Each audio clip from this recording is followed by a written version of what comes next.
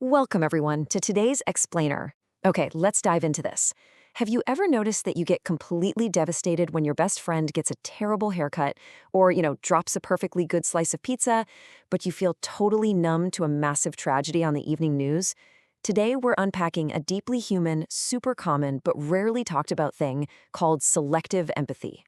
We often expect ourselves to be these boundless wells of compassion for every single person on Earth. But the reality of human kindness is a bit more complex and, frankly, a whole lot more selective. So, should you feel guilty for not caring about everyone equally? Seriously, take a second and really think about it. How often have you felt that little twinge of guilt because you were crying over a close friend's minor problem, but felt relatively unfazed by a major crisis affecting a stranger? Well, let me give you some immediate emotional relief right now. The answer to this question is a resounding no. You absolutely do not need to feel guilty for caring more about your sister than a total stranger on the street. It doesn't make you a bad person. Section 1. The Empathy Reality Check. Understanding our biology. Now, what's really interesting about this slide is when we actually map out our instinctual priorities, a super clear pattern emerges. If we're being completely honest with ourselves, most of us naturally feel way more empathy for a family member than a stranger. We naturally care more about a close buddy than someone we actively dislike, right? We feel a much deeper connection to someone going through a struggle that we've personally faced. And instinctively, our hearts just go out to a child or a vulnerable person so much faster than they would to a healthy adult in the exact same situation. Again, this isn't a sign of a flawed character. It is simply a reflection of how human social cognition evolved. Section 2. Why empathy is selective. The scientific grounding. So, looking at the definition, selective empathy is the natural human tendency to prioritize emotional concern for certain individuals or groups over others, reflecting how social cognition evolved. Notice that word right there, natural. This isn't some modern societal defect. It reflects the very evolution of the human brain. It transforms what we might secretly worry is this huge selfish flaw into a fascinating scientific reality that's deeply rooted in human history. There are really four main driving factors behind this. First up, evolutionary reasons. Early humans evolved in small, tight-knit groups. Caring deeply for family and close allies directly improved your chances of survival. Our emotional systems literally evolved to prioritize those closest to us. Second, and this is a big one, limited emotional resources. Here's a crazy fact for you. Anthropologists suggest our brains are only hardwired to manage about 150 stable relationships. So trying to care intensely for all 8 billion people on the planet, that would literally fry our emotional circuits. It's just too much to handle.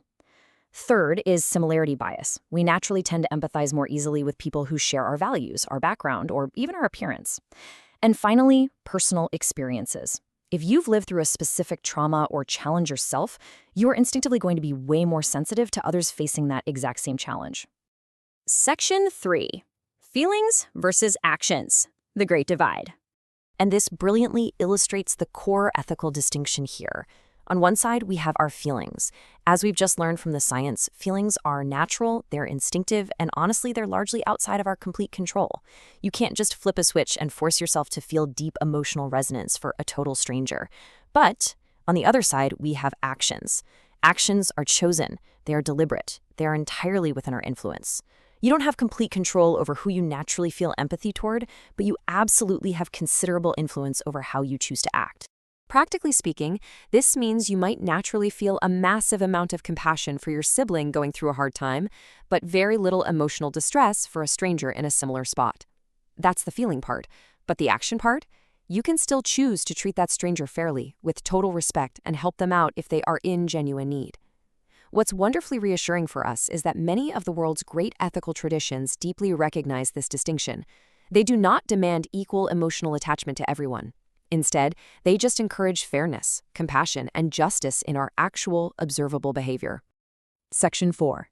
When empathy becomes problematic, the dangers of bias. Now, selective empathy becomes a really serious issue when it leads us into dangerous patterns, like completely ignoring the suffering of people just because they're considered outsiders. It's a huge problem when we excuse harmful, toxic behavior from our friends while fiercely condemning that exact same behavior in people we don't know. Even worse, it can lead to outright dehumanizing people who belong to another group. And professionally, it is incredibly dangerous when it distorts decisions that absolutely must be impartial. Think about a teacher grading students, a manager promoting staff, a healthcare worker treating patients, or a judge sentencing in a courtroom. The core issue here isn't the natural feeling of selective empathy itself. It's letting that feeling consistently distort our judgment and dictate unfair behavior. Section 5. Expanding your compassion circles. Broadening empathy. To prevent those negative outcomes, research actually points to 3 actionable steps to broaden our empathy. First, actively listen to people with different experiences. And I mean really listen to understand their unique perspective. Don't just hear them. Second, read literature or biographies. This is honestly such an amazing way to safely and deeply immerse yourself in someone else's worldview. And third, practice distinguishing between understanding someone's feelings and agreeing with their actions. You can completely comprehend why someone is hurt without endorsing what they did.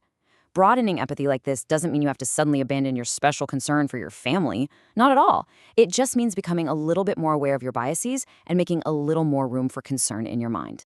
So, the crucial point is, it really comes down to asking ourselves, if our roles were reversed, how would I hope to be treated? It's a classic for a reason, right? Asking yourself this question is the ultimate mental tool to actively practice broader empathy every single day. It forces your brain out of its natural tribal instinct and injects deliberate, thoughtful fairness into your decision-making. To really lock this concept in, I want to give you a spatial visual metaphor. I want you to imagine empathy not as, say, a single bucket of water that you have to somehow pour out evenly, but rather as a series of concentric circles. Let's move to and see how this builds. Instead of a bucket, think of your empathy as these circles of compassion. In that innermost circle are the people you love deeply, your family, your closest partners. The emotional intensity there is naturally very, very hot. Then you have the middle circles, your friends, your colleagues, everyday acquaintances.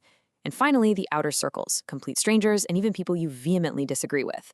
As we've learned today, it is completely realistic and biologically natural for your emotional intensity to decrease as these rings radiate outward. And that brings us to the most empowering takeaway of this entire explanation. The goal is not to make every single circle equally intense.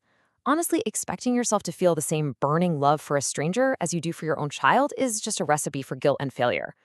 The real goal is to ensure that absolutely no circle, not even the outermost edge filled with strangers and opponents, falls below a basic standard of human dignity and fairness. That is exactly where our deliberate actions step in to override our limited feelings. I want to leave you with this final provocative thought to marinate on. Are my actions consistent with my values, even when my feelings aren't equally strong? Listen, selective empathy is a completely normal feature of being a human. Instead of beating yourself up because your empathy is uneven, use this question as a compass. Reflecting on this is far more productive than demanding emotional perfection from yourself. Thank you so much for joining me for this explainer, and I really hope it helps you navigate your own circles of compassion a little more clearly today.